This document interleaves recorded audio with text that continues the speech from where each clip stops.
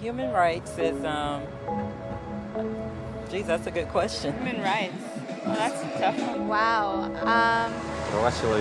I don't even know how to give that a definition. I would probably have to do a little bit of homework or something. Any right that I think just as a normal, human, any... The rights that humans have?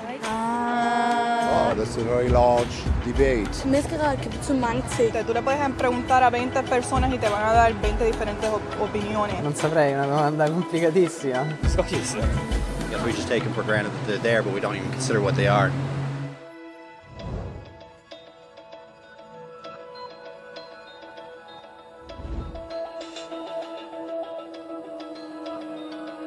Human rights are the rights you have simply because you're human. It's how you instinctively expect and deserve to be treated as a person, like the right to live freely, to speak your mind, and to be treated as an equal. There are many kinds of rights. Most apply to a certain group. But human rights are the only ones that apply to absolutely everyone, everywhere.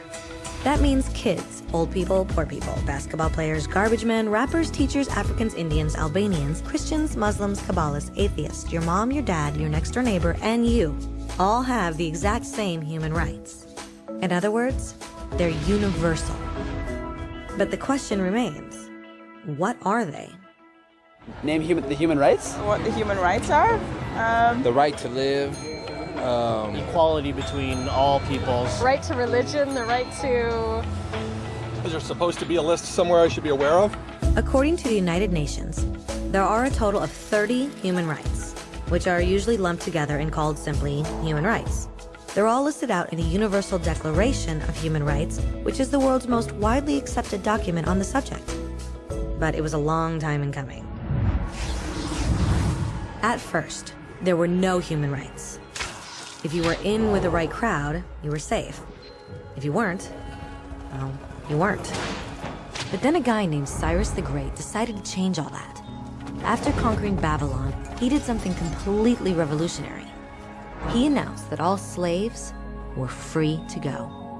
He also said people had the freedom to choose their religion, no matter what crowd they were a part of. They documented his words on a clay tablet known as the Cyrus Cylinder. And just like that, human rights were born. The idea spread quickly to Greece, to India, and eventually to Rome. They noticed that people naturally followed certain laws, even if they weren't told to. They called this natural law, but it kept getting trampled on by those in power. Not until 1,000 years later in England did they finally get a king to agree that no one can overrule the rights of the people, not even a king. People's rights were finally recognized, and they were now safe from those in power. Kind of. It still took a bunch of British rebels declaring their independence before the king got the point that all men are created equal. Which isn't to say he liked the idea, but he couldn't stop them, and America was born. The French immediately followed with their own revolution for their own rights. Their list was even longer, and they insisted that these rights weren't just made up. They were natural. The Roman concept of natural law had become natural rights. Unfortunately, not everyone was so thrilled. In France, a general named Napoleon decided to overthrow the new French democracy and crown himself emperor of the world. He almost succeeded, but the countries of Europe joined forces and defeated him. Human rights was again a hot topic. They drew up international agreements, broadly granting many rights across Europe. But only across Europe. The rest of the world somehow still didn't qualify. Instead, they got invaded, conquered, and consumed by Europe's massive empires. But then a young lawyer from India decided enough was enough. His name was Mahatma Gandhi, and in the face of violence, he insisted that all people of Earth had rights, not just in Europe. Eventually, even Europeans started to agree. But it wasn't going to be that easy. 2 world wars erupted. Hitler exterminated half the Jewish population of Earth in horrifying Nazi death camps. And all told, 90 million people died. Never had human rights been so terrifyingly close to extinction. and never had the world been more desperate for change. So the countries of Earth banded together and formed the United Nations. Their basic purpose was to reaffirm faith in fundamental human rights, in the dignity and worth of the human person. But what were human rights? Were they the proclamations of Cyrus, the natural laws of Rome, the declarations of France? Everyone seemed to have a slightly different idea of what human rights should be. But under the supervision of Eleanor Roosevelt, they finally agreed on a set of rights that applied to absolutely everyone. The Universal Declaration of Human Rights. The French concept of natural rights had finally become human rights. So, in summary, at first, only a few lucky people had any rights, until one of those guys decided, hey, other people should have some rights too, which was great, except not everyone agreed.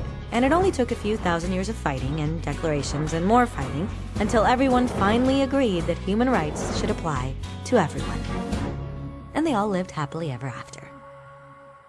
Except for one little problem. If people have the right to food and shelter, why are 16,000 children dying of starvation every day? 1 every 5 seconds. If people have freedom of speech, why are thousands in prison for speaking their minds? If people have the right to education, why are over 1 billion adults unable to read? If slavery has truly been abolished, why are 27 million people still enslaved today? More than twice as many as in 1800. The fact is, when it was signed, the Universal Declaration of Human Rights did not have the force of law. It was optional. And despite many more documents, conventions, treaties, and laws, it's still little more than words on a page.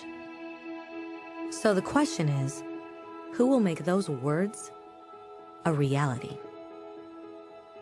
I have a dream today.